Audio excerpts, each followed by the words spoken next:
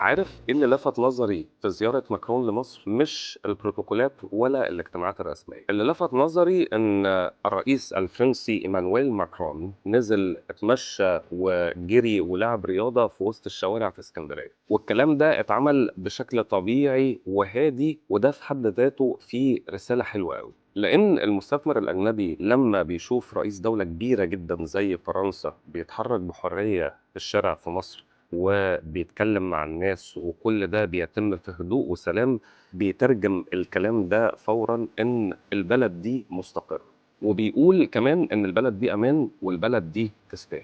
وده النوع بتاع الرسائل اللي ما بيتقالش في خطب رسمية ولا في اجتماعات، بس بيتشاف في فيديو او في صورة موجودة على السوشيال ميديا.